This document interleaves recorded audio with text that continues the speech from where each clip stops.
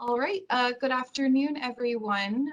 Welcome to the media briefing. Today is September 29th. We have Diana presenting. This is the Spanish portion of the DPH media briefing. Diana, when you're ready.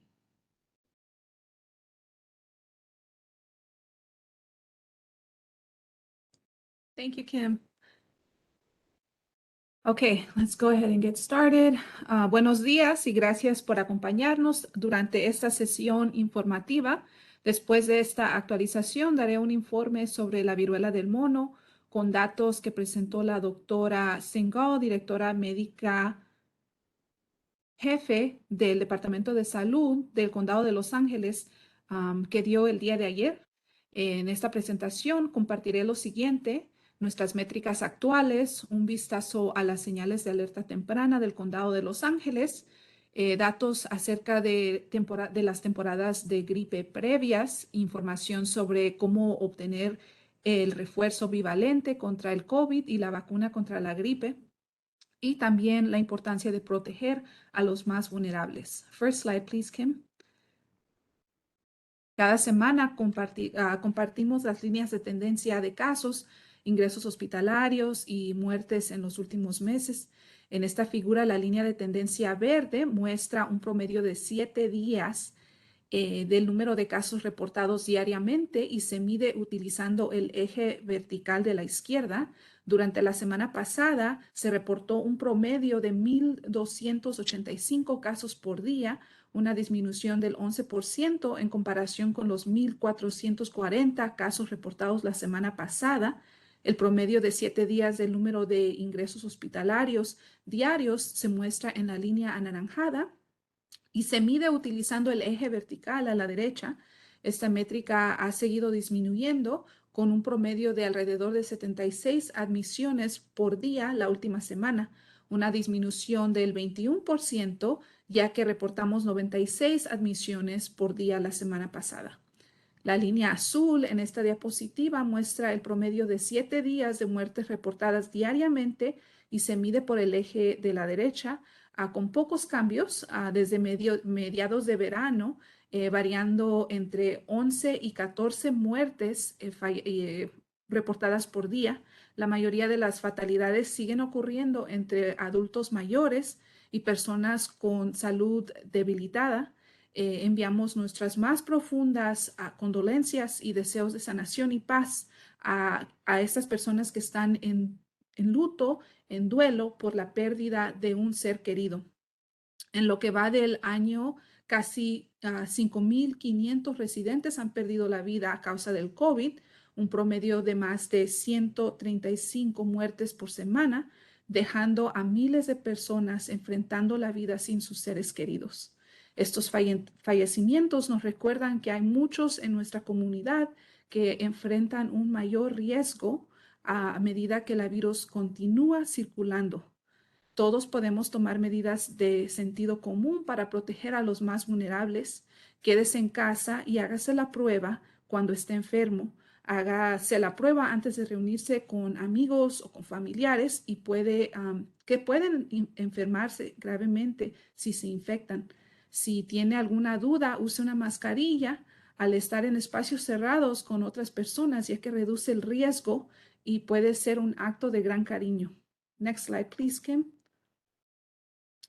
Seguimos utilizando el marco de niveles comunitarios de COVID-19 de los CDC para monitorear la atención en nuestro sistema de atención médica causada por COVID-19.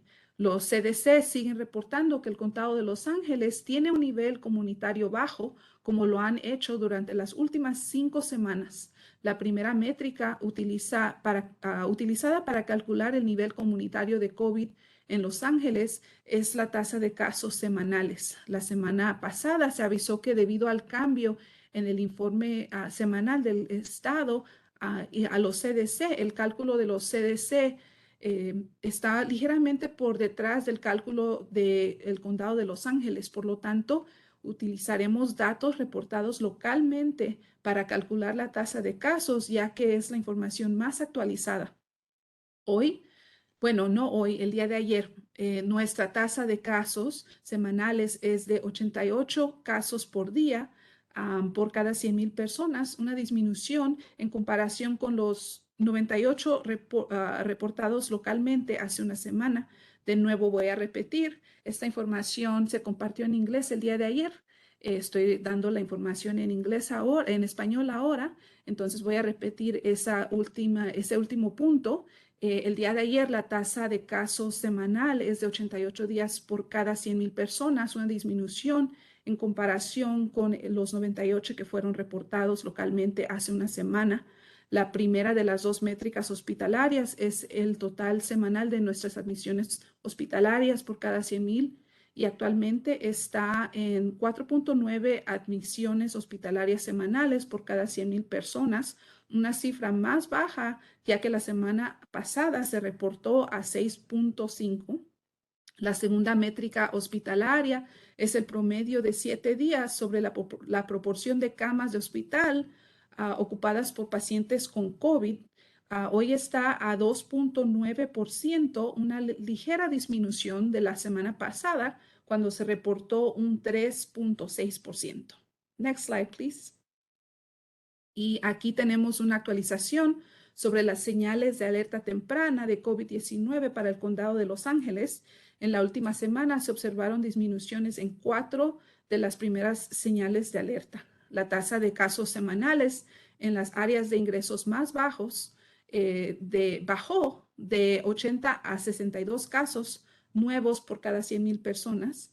El número de brotes en centros de enfermería especializada en los últimos días bajó de 13 a 11.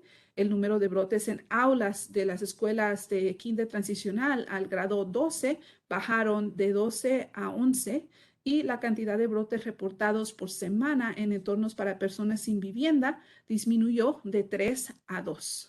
Hubo ligeros aumentos en el número de grupos de casos en los sitios de trabajo reportados por semana, con un aumento de 68 a 72.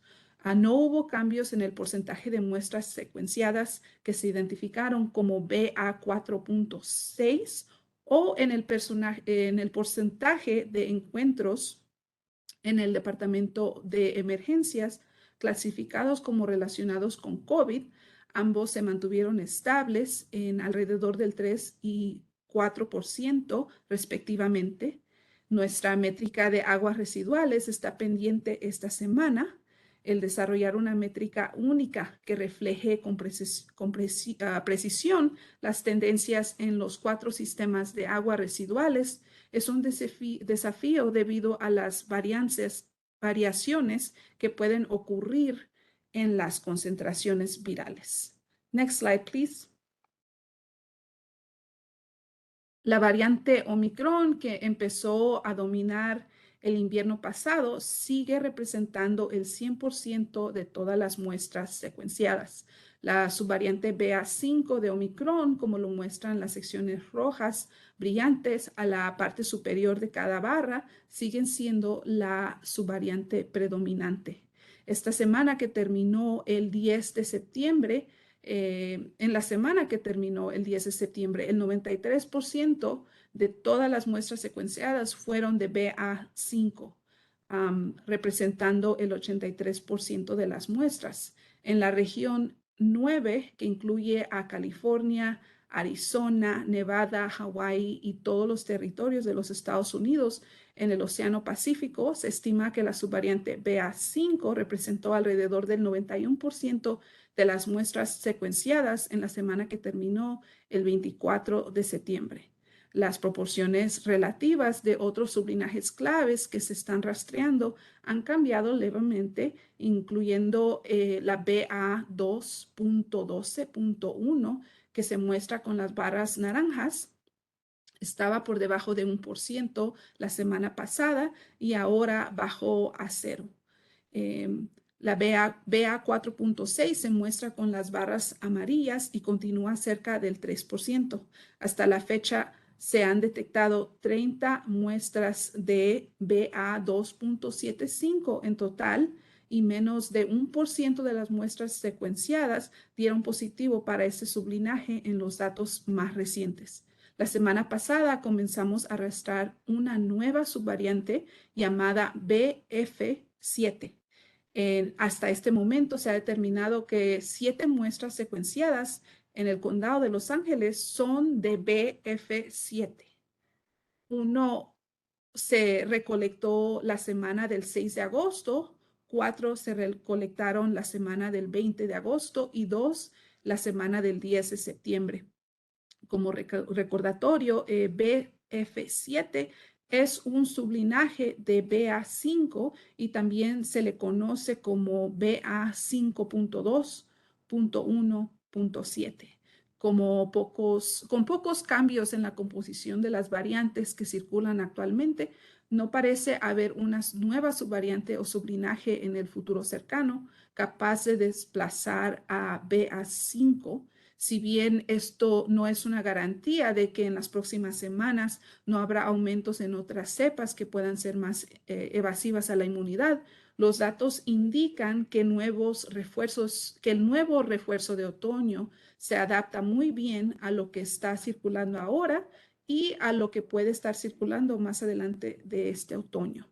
Dado que BF7 es un sublinaje de BA5 y BA4.6 es un sublinaje del BA4, se espera que el nuevo refuerzo bivalente del otoño brinde una protección superior.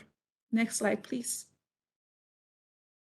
Aunque los datos de nuestra métrica de alerta temprana de aguas residuales están pendientes, podemos compartir tendencias que estamos viendo en la concentración viral para las 4 plantas de tratamiento de aguas residuales que realizan estudios. En esta diapositiva observaremos el promedio de las concentraciones virales en las 4 plantas de tratamiento de aguas residuales desde fines de julio hasta el presente. Esta semana se hicieron análisis adicionales para suavizar los datos. Estamos aprendiendo que a veces las concentraciones virales de las aguas residuales pueden aumentar o disminuir en un día sin que el cambio refleje una tendencia mayor.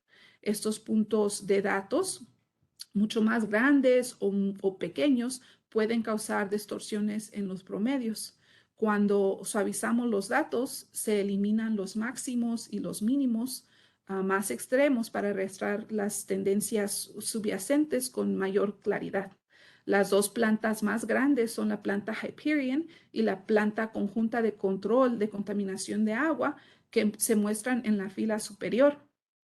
Juntas sirven a alrededor de 7.5 millones de personas en el condado de Los Ángeles y cubren una área enorme en todo el condado. En la planta Hyperion, las concentraciones virales disminuyeron notablemente en la primera quincena de septiembre y luego se estabilizaron con un aumento leve recientemente.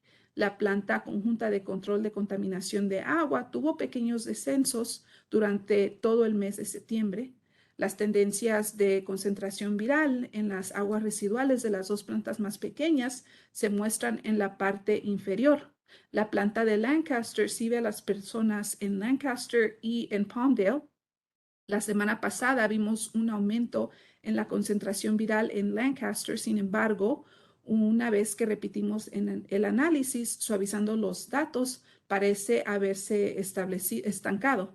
Las concentraciones virales en la planta Tapia, que es administrada por el Distrito Municipal de Agua de las Vírgenes y que atiende a las personas de Calabazas y las áreas a su alrededor, siguen estables durante septiembre con un posible aumento leve en los últimos días.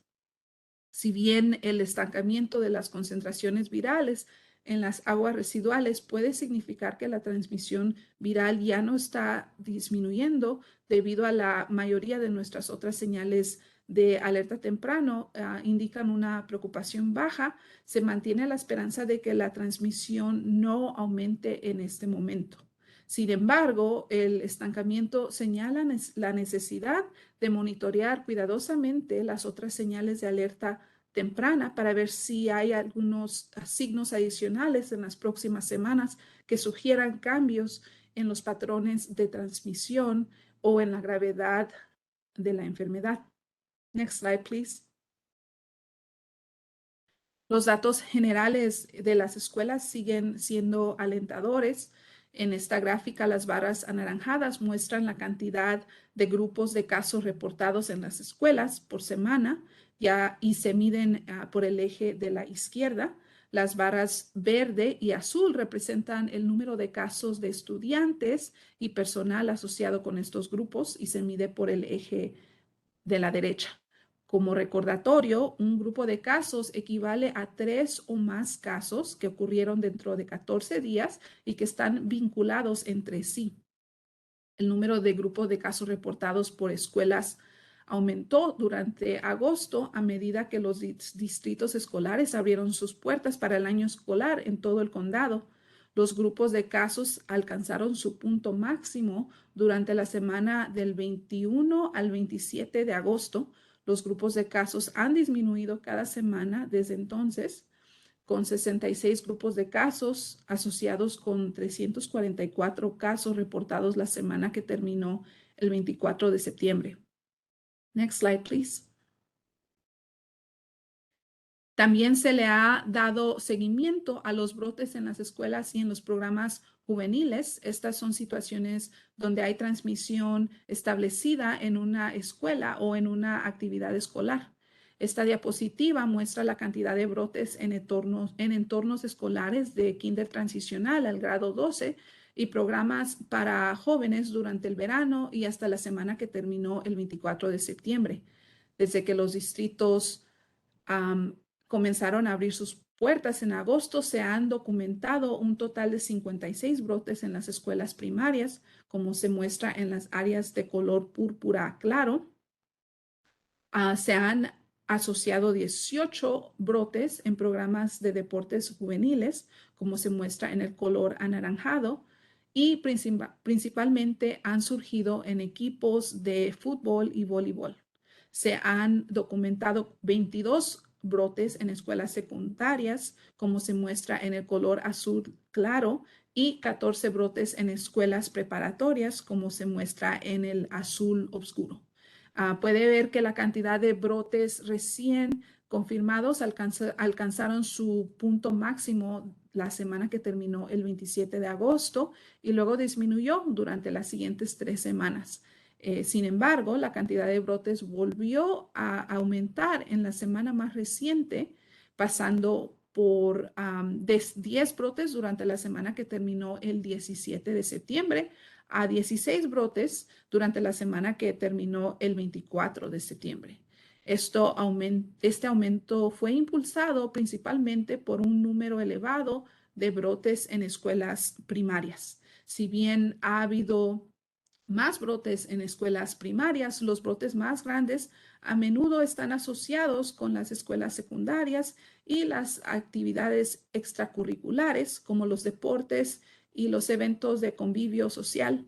Recientemente, más de 85 estudiantes se infectaron después de ir a un baile escolar y 13 estudiantes se infectaron en un equipo de fútbol, ya que el riesgo de transmisión de COVID es mayor con los deportes juveniles de contacto medio a alto. Recomendamos que las escuelas y los equipos tomen medidas de prevención sensatas para evitar complicaciones en sus temporadas. El riesgo de brotes en deportes juveniles será mayor cuando lleguemos al invierno y más deportes se lleven a cabo en espacios cerrados. Agradecemos a nuestros socios dentro del sistema escolar que están haciendo una gran cantidad de trabajo esencial para mantener seguros a los estudiantes y a su personal. Ellos están promoviendo la vacunación, organizando clínicas de vacunación, dando seguimiento de casos, comunicándose con las personas que han sido expuestas y colaborando con el Departamento de Salud para controlar y detener los brotes. Next slide, please. Una de las preocupaciones que tenemos al pasar a los meses más fríos es prepararnos para la posibilidad de que este otoño e invierno tengamos mucha transmisión de influenza y COVID al mismo tiempo. Este gráfico muestra el porcentaje de muestras que dieron positivo para la influenza durante las últimas 5 temporadas de influenza. Podrán ver aquí, antes de que comenzara la pandemia de COVID, el porcentaje de muestras que dieron positivo indica un fuerte patrón estacional, con menos del 5% dando positivo durante el verano. Y entre el 20 y el 30% más dando positivo durante el pico de invierno. Tengan en cuenta que durante el invierno de 2020 y 2021, representado aquí con la línea morada, casi no hubo influenza. Es probable que todos los esfuerzos para frenar la transmisión de COVID, como usar mascarillas, quedarse en casa y evitar las multitudes y lavarse las manos con más frecuencia, hayan evitado prácticamente toda la transmisión de influenza. La temporada de influenza más reciente del 2021 y 2022, que se muestra con la línea azul oscuro, también es un poco inusual. Los casos de influenza comenzaron a aumentar en diciembre y sin embargo esto ocurrió durante el comienzo de la oleada de Omicron, cuando muchas personas volvieron a tomar precauciones importantes. Todos estos esfuerzos para frenar la transmisión de COVID tuvieron un gran impacto en la propagación de la influenza. Como podrán ver aquí, casi no hubo influenza durante enero y febrero, cosa que antes del COVID, meses en los que probablemente hubiera mucha influenza. Una vez que bajó el uso de mascarillas en espacios cerrados en marzo, los casos de influenza comenzaron a aumentar muchísimo, lo que nos lleva a un pico extremadamente inusual en mayo. No está claro cómo será este caso en otoño o invierno, sin embargo, debido a que se están usando menos mascarillas y más personas se están reuniendo entre sí, es probable que veamos mucha más influenza en estas últimos, que lo que hemos visto en los últimos 2 años. Next slide, please. En el pasado hemos observado la trayectoria de la influenza en el hemisferio sur para pronosticar lo que podría pasar en el norte. Los países del hemisferio sur, como Australia, tuvieron su invierno y su temporada de influencia habitual a mediados de año cuando estuvimos en verano aquí. Esta diapositiva muestra datos de casos de las últimas 6 temporadas de influenza en Australia. Como podrá ver, la cantidad de casos de influenza generalmente aumenta durante el invierno australiano y la mayoría de los casos ocurren entre junio y septiembre.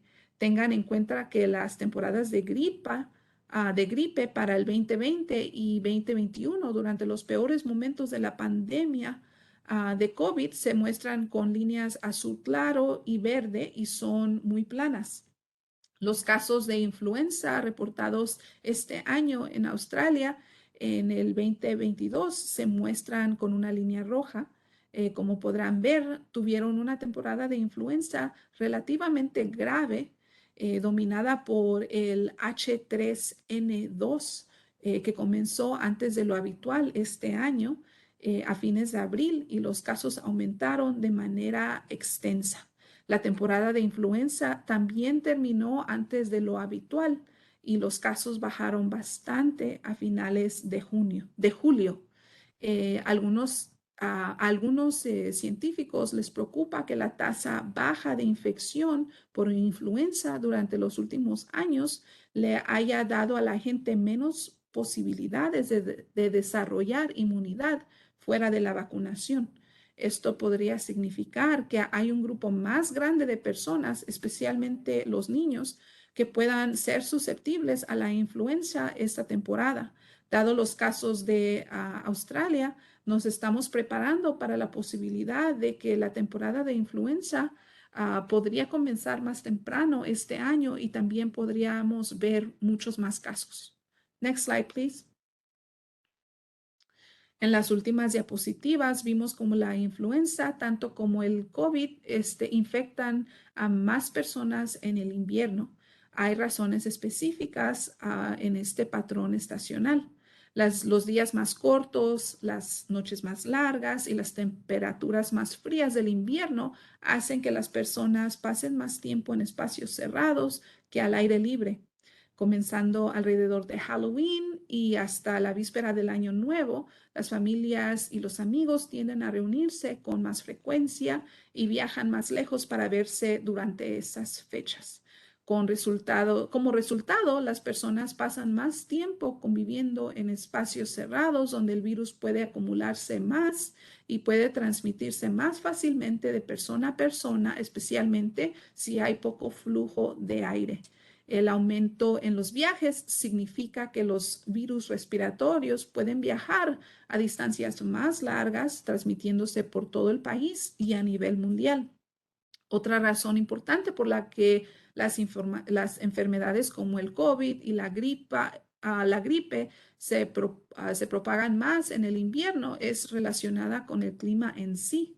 En los últimos años, a medida que nos hemos dado cuenta de los efectos del cambio climático, hemos aprendido que el aire más cálido contiene más agua. Lo contrario también es cierto. El aire más frío retiene menos agua. A medida que los días se acortan en el invierno y el aire es más fresco, se retiene menos agua y la humedad absoluta en el aire tiende a ser más baja. La humedad absoluta es una medida de la cantidad total de la agua en el aire.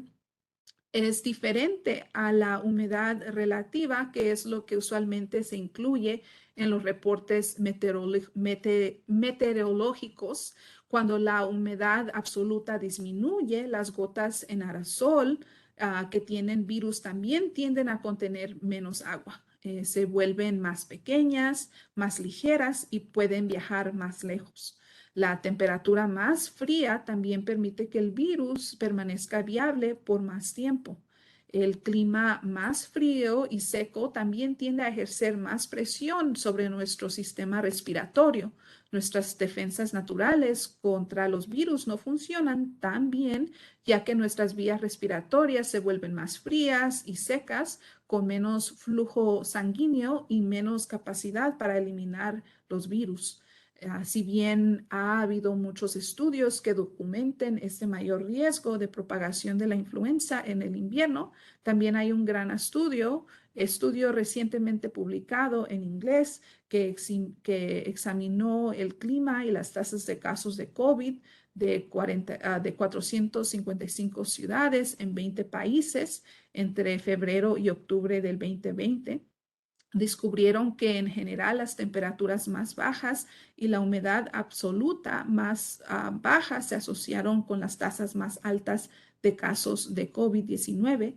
Esto se sumó al número de investigaciones que muestra un mayor riesgo de propagación del virus respiratorio en el invierno. Por lo tanto, a medida que hacia el fin de otoño y durante la temporada de invierno, pasamos más tiempo adentro cuando nos reunimos y más personas viajan durante las festividades y es cuando el clima permite que las partículas del virus, de la gripe y el SARS-CoV-2 permanezcan más tiempo en el aire y viajen más lejos, hay potencial más alto de causar infecciones en las vías respiratorias, ya que tenemos las defensas más bajas. Next slide, please. Todavía no sabemos cómo será este invierno, cuántas personas serán, cómo aumentará el COVID y la cantidad de personas con influenza que vamos a tener. Sin embargo, sabemos que a medida que llega el clima más frío y suban los casos, los riesgos aumentarán para unas personas más que para otras. Las personas mayores siguen enfrentando un riesgo mucho mayor de enfermarse gravemente por COVID o gripe que las personas más jóvenes. El riesgo de enfermedad grave aumenta notablemente para las personas mayores de 65 años y aumenta más a medida que las personas cumplen más años. Los residentes mayores, o sea, miembros de nuestra familia y nuestros seres queridos, enfrentan el mayor riesgo. El riesgo también es mayor para aquellos que no están vacunados o que están inmunocomprometidos y para aquellos que tienen condiciones de salud subyacentes. Y el riesgo también es elevado para mucha gente, em, aquellos que trabajan en lugares que requieren que convivan con muchas personas, especialmente si trabajan en espacios cerrados y con poca ventilación. Mientras nos preparamos para las próximas fiestas, una estrategia para reducir el riesgo de que los más vulnerables tengan malos resultados en caso de que se infecten es que todos, incluso los que tienen riesgo menor, reciban el refuerzo bivalente de COVID y la vacuna contra la gripe muy pronto. Esto se debe a que las personas con menor riesgo, incluso los niños, pueden transmitir tanto la influenza como el COVID fácilmente a las personas más vulnerables. Next slide, please. Afortunadamente tenemos muchas vacunas disponibles. Las personas de 6 meses en adelante son elegibles para las vacunas contra la influenza y dado que se trata de una vacuna anual, todos debemos vacunarnos contra la gripa cada año. Si tiene 12 años o más y han pasado al menos 2 meses desde su última vacuna contra el COVID, es elegible para el refuerzo bivalente contra el COVID de otoño. Es posible que el refuerzo bivalente contra el COVID esté disponible para niños mayores de 5 años a mediados de octubre, con más de 7 millones de personas en el condado de Los Ángeles elegibles para el refuerzo bivalente contra el COVID de otoño y solo alrededor de 250,000 residentes que han recibido el refuerzo actualizado. Sabemos que hay muchas personas que aún deben hacer sus planes para recibir el refuerzo muy pronto. Tanto el refuerzo bivalente contra el COVID como la vacuna contra la influenza ya están disponibles en la mayoría de las farmacias. Tanto el refuerzo, todos nuestros centros de salud pública y sitios de vacunación ya tienen el refuerzo bivalente contra el COVID-19 y también tendrán la vacuna contra la influenza a mediados de octubre, después de que recibamos nuestra asignación del Departamento de Salud de California. El refuerzo bivalente contra el COVID-19 sigue siendo completamente gratuito, tenga seguro o no. Las vacunas contra la influenza son gratis en la mayoría de los sitios, incluso si no tiene seguro médico, pero no en todas partes. Por favor, pregunte si habrá algún costo antes de acudir. No es necesario que muestre algún comprobante de su estado migratorio para recibir un refuerzo bivalente contra el COVID o una vacuna contra la influenza. Muchos han preguntado si está bien recibir el refuerzo bivalente contra el COVID y la vacuna contra la influenza al mismo tiempo. La respuesta es sí. Y si ha tenido COVID recientemente, espere hasta que se haya recuperado y haya cumplido con los requisitos para concluir su aislamiento antes de recibir el refuerzo bivalente contra el COVID. Puede considerar esperar en ponerse refuerzo contra el COVID hasta 3 meses después de haber tenido COVID. Sin embargo, no hay ninguna desventaja en recibir la dosis de refuerzo antes. Para terminar, las nuevas herramientas que tenemos son eficaces, pero solo cuando las usamos. Las vacunas, las pruebas, los medicamentos terapéuticos han cambiado la trayectoria de la pandemia. Tenemos la oportunidad con los nuevos refuerzos de otoño y el acceso a las pruebas de reducir la transmisión de Omicron y con suerte evitar otra oleada invernal. En un momento daré el reporte que presentó la doctora Singal, directora médica jefe del Departamento de Salud del Condado de Los Ángeles el día de ayer sobre la viruela del mono. Muchas gracias. Okay, Kim, next slide deck, please.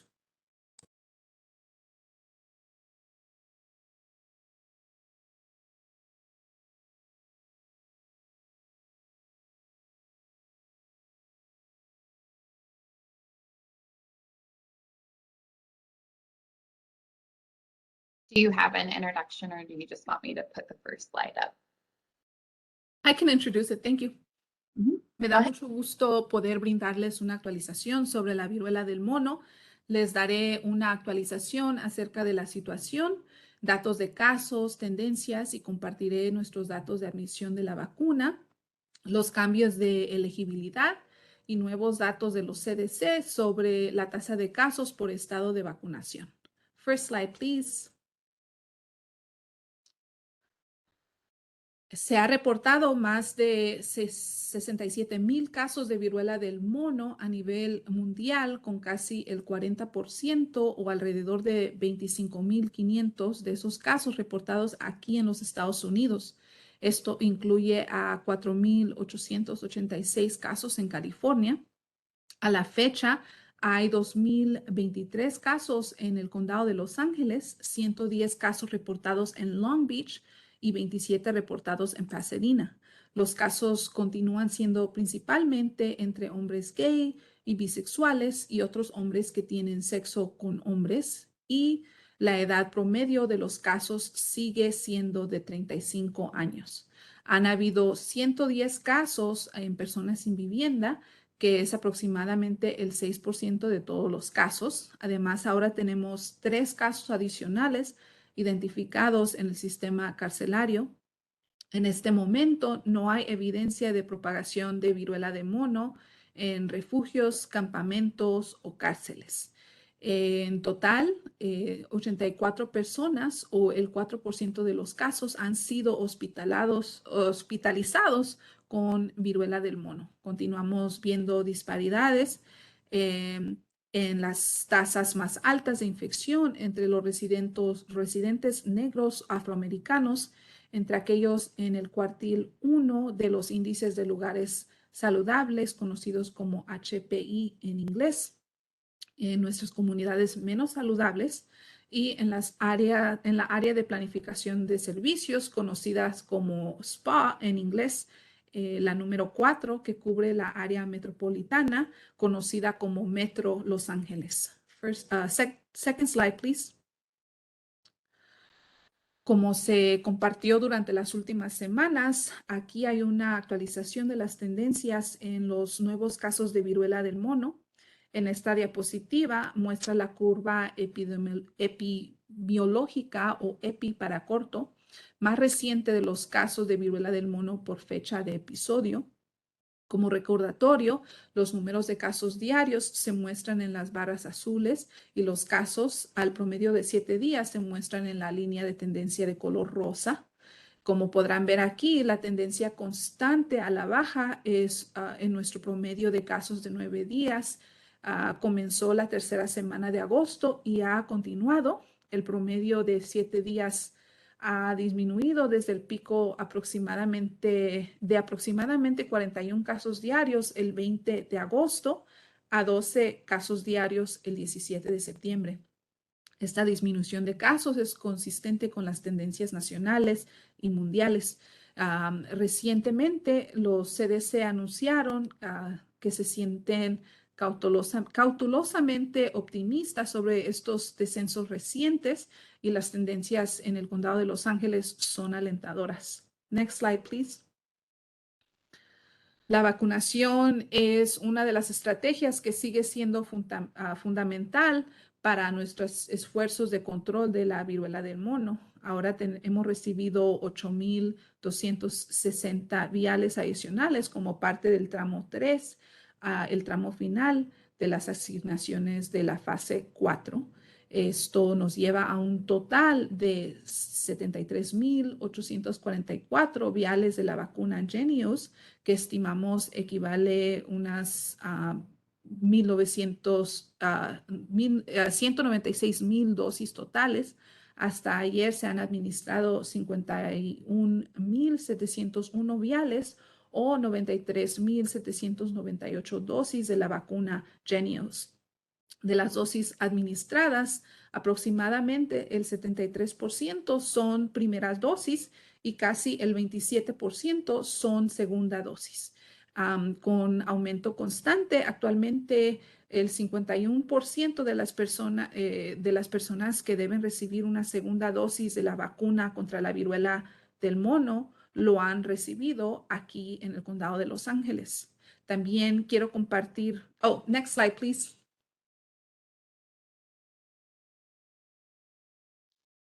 También quiero compartir algunos datos alentadores con los CDC publicados ayer que analizan las tasas de casos de viruela del mono en 32 jurisdicciones estatales y territoriales de todo el país según el estado de vacunación de la primera dosis.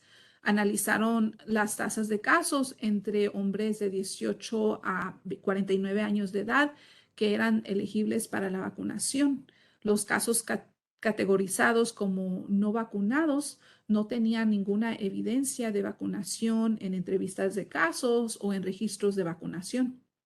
Y los casos categorizados como vacunados reportaron síntomas 14 días o después de recibir su primera dosis de la vacuna. Las personas vacunadas contra la viruela antes del 2022 fueron excluidas.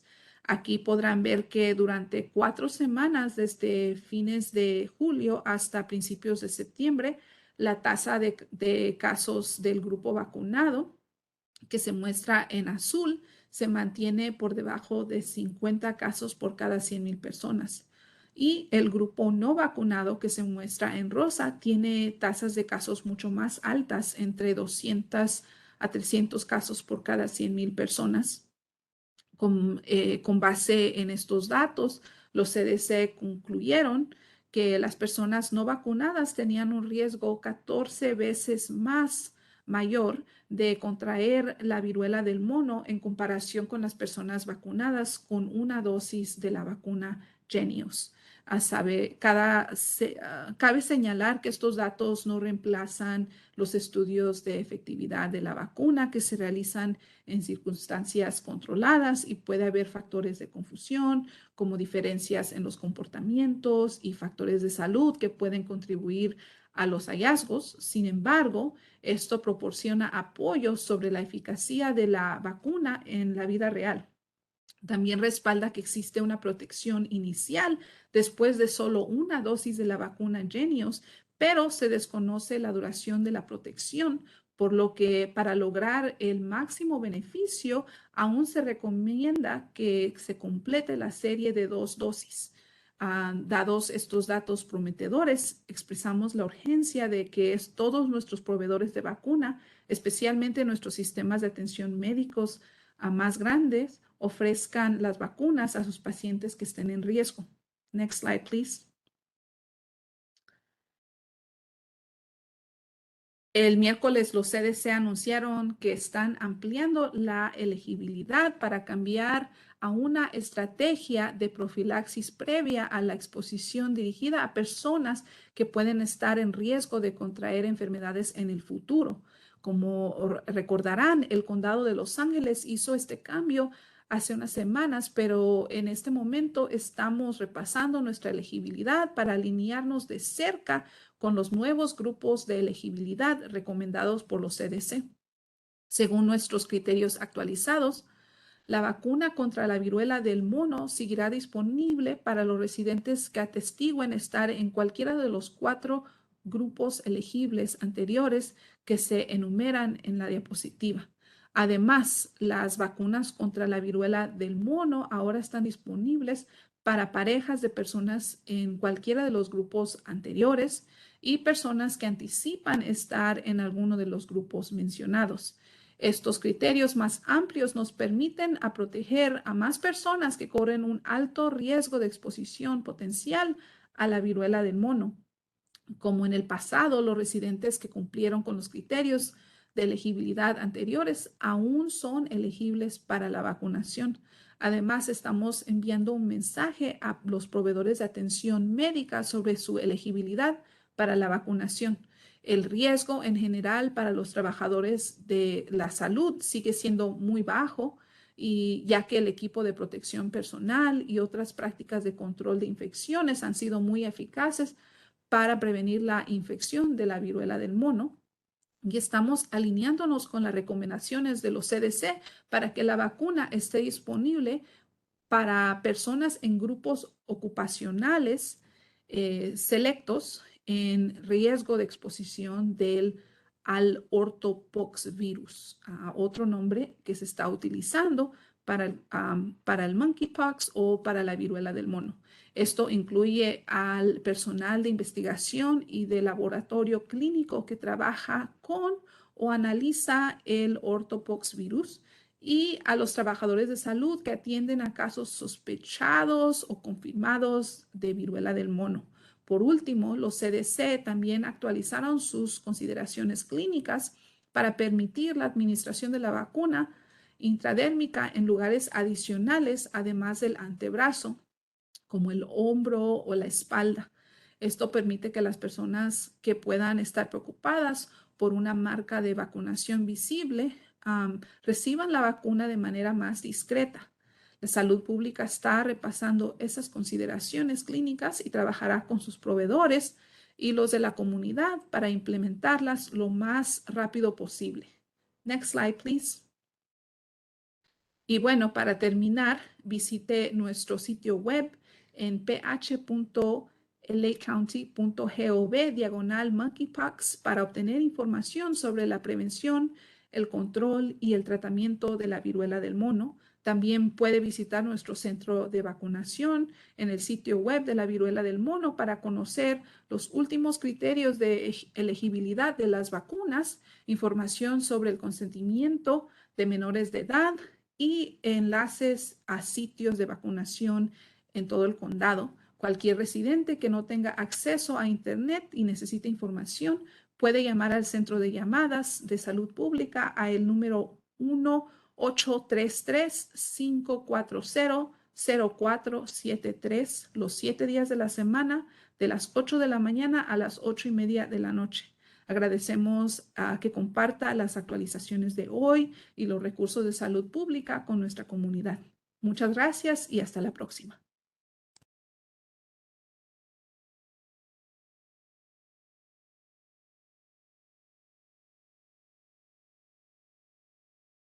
Thank you so much, Deanna. And thank you to everyone who joined us. As a reminder, media questions can be sent to our media inbox at media@ph.lacounty.gov. Thank you again for joining us.